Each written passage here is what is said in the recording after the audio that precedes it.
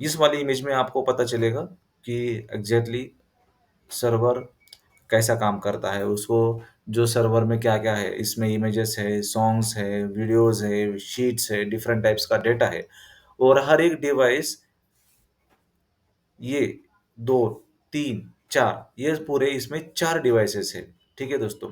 ये जो 4 डिवाइसेस है, तो ये इनकी जो रिक्वायरमेंट है, ये सब रिक्वायरमेंट इस सर्वर के पास है। वो सब देखो यहाँ पे रिक्वेस्ट भेज रहे हैं ये सर्वर को, ये रिक्वेस्ट भेजी उसने ने चेक किया और उसको जो इमेज चाहिए थी वो रिस्पॉन्स के ज़रिए से वो उसको दे दिया यूज़र 1 को। सेम फॉर यूज़र 2 के लिए, शीट चाहिए थी, रिक्वेस्ट भेजी, प्रोसेस किया और रिस्पॉन्स दे दिया शीट के लिए। एंड सेम फॉर सॉन्ग्स के लिए, सॉन्ग्स उसको चाहिए था, उसको सॉन्ग मिला, रिस्पॉन्स दे दिया। And last one for video, video भी चाहिए था, उसके पास है, अगर है तो दे देगा, नहीं है तो उसके लिए रिस्पॉन्स दे देगा कि है या नहीं है। ठीक है? इस तरह से सर्वर का कुछ बेसिक फंक्शन काम कर लेता है। तो चलिए हम अब देख लेते हैं कि सर्वर होते क्या है? What is server? हम सर्वर को बहुत सारे वे से डिफाइन करते हैं। दोस्तों, server is one type of computer जिसमें आपको वेरियस टाइप के सॉफ्टवेयर और हार्डवेयर्स मिलेंगे और जो उसका जो यूज़ होता है वो होता है to provide the services to other computers on its network. आपको दूसरे डिवाइस को या फिर दूसरे कंप्यूटर को कनेक्ट करने के लिए, उसको सर्विस देने के लिए इंटरनेट से सर्वर का यूज हो जाता है। We call them server because they serve another computer. Server की एक दूसरी भी डेफिनेशन है। देखिए उसकी डेफिनेशन है, servers are the large data storage and processing devices which may exist either physical hardware or virtual storehouse located on the internet. ये भी उसकी डेफिनेशन है। डिवाइस और program called client. Servers have more storage, memory, and processing power than a normal client computer. This device which send the request for data to server is called client server. ऐसा device जो request भेजता है data के लिए server के पास, उसको हम client device बोलते हैं। तो क्लाइंट डिवाइसेस कौन-कौन से होते हैं? अभी हमने ये वाली इमेजेस में देखा कि ये जो है, ये क्लाइंट डिवाइसेस 1 है, ये क्लाइंट डिवाइसेस 2 है, उसको हम यूज़र भी बोलते हैं, यूज़र या फिर क्लाइंट डिवाइस 1, 2, 3, 4 ये जो है, ये इसके सब क्लाइंट डिवाइसेस हैं। ठीक है दोस्तों?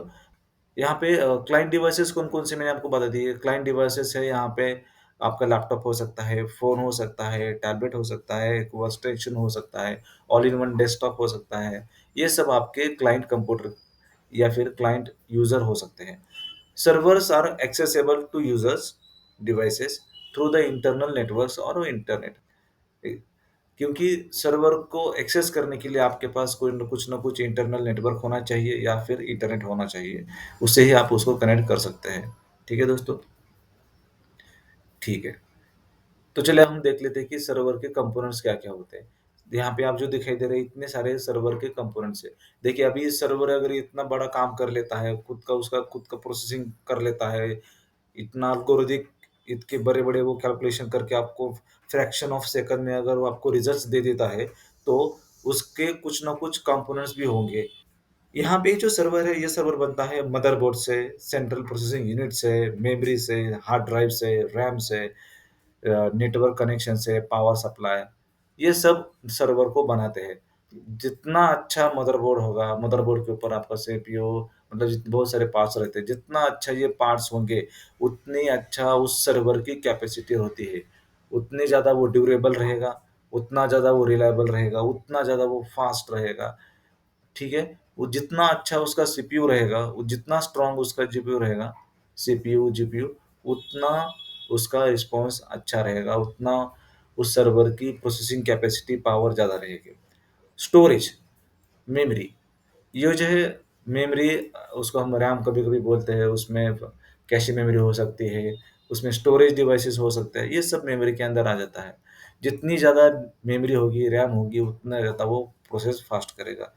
हार्ड ड्राइव्स जनरली यूज़ होते हैं स्टोर करने के लिए, तो जितनी ज़्यादा स्टोरेज होगी, जितनी ज़्यादा उसकी स्टोरेज कैपेसिटी होगी, उतना ज़्यादा डेटा वो स्टोर करेगा और उतनी ही कैपेसिटी से आपको वो डिलीवर कर देगा। जैसे आपको मैंने बोला रैम, रैम भी अच्छी जितनी होगी, उतना ज़्यादा आपको स्पीड परफॉर्मेंस मिलेगा। नेटवर्क कनेक्शन लगता है क्योंकि ये आपको 24/7 काम करता है आपके लिए, तो डेफ़िनेटली उसको हमेशा नेटवर्क के साथ कनेक्ट किया रहना बहुत ज़रूरी होता है, ताकि आपको जब भी उसकी ज़रूरत पड़े, आप उससे कनेक्ट करके इन्फॉर्मेशन ले सकते हैं। पावर सप्लाई, क्योंकि ये हर एक के लिए हर टाइम अवेलेबल होना चाहिए, इसलिए हम हमेशा जैसे उसको इंटरनेट की ज़रूरत है, वैसे उसको आपको पावर सप्लाई देने की भी ज़रूरत है। ठीक है? देखिए, अभी बेसिक फंक्शन क्या हो सकते हैं अपने सर्वर के? Server sends, receives and stores the data, ये उसका बेसिक है। Server exist to provide the services to others computers और क्लाइंट्स को, ये उसका दूसरा फंक्शन है।